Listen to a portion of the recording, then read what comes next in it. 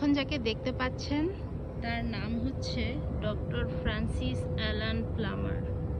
তিনি ইনফেকশাস ডিজিজের একজন ইনোভেটর ছিলেন এবং উইনিপেগে জন্ম নেওয়া একজন খুব বিখ্যাত পার্সন, যার এরকম একটা মুরাল বা কি বলে প্রতিকৃতি প্লাস তার অবদানের কথা এখানে লেখা আছে। হ্যাঁ, নেক্সট যাকে দেখতে পাচ্ছেন উনি একজন বিখ্যাত সাহিত্যিক, ক্যারল অ্যান শেলস।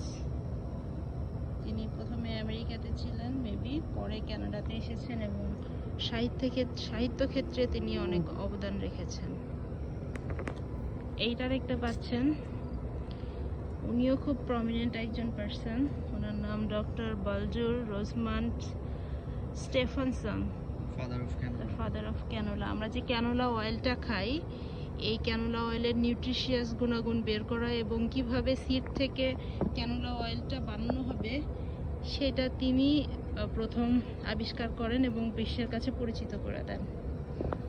নেক্সট যাকে দেখতে পাচ্ছেন, এই ভদ্রলোকের নাম হচ্ছে ডক্টর এইচ ব্রুস জন। উনি একজন পেডিয়াট্রিক পায়োনিয়ার ছিলেন। উনিও উইনিপেগেই জন্ম নিয়েছেন এবং স্বাস্থ্যক্ষেত্রে ওনার অবদান মনে রাখার মতো। আর সর্বশেষ যে ভদ্রলোককে দেখতে পাচ্ছেন ওনার নাম ডক্টর জন ম্যাক্সওয়েল বাউম্যান। 1925 সালে তিনি জন্ম নিয়েছেন উইনিপেগে এবং তিনিও আরএইচ ফ্যাক্টর নিয়ে কাজ করেছেন, প্লাস ম্যাটারনাল এবং চাইল্ড হেলথ নিয়ে উনি অনেক কিছু অবদান রেখেছেন আর কি। তো এই ছিল 5 জন বিখ্যাত পার্সন এবং তাদের কৃতকর্ম। আমরা এখন আছি ইউনিভার্সিটি অফ ম্যানিটোবার ক্যাম্পাসে। ক্যাম্পাসটা আজকে ঘুরে ঘুরে দেখছিলাম।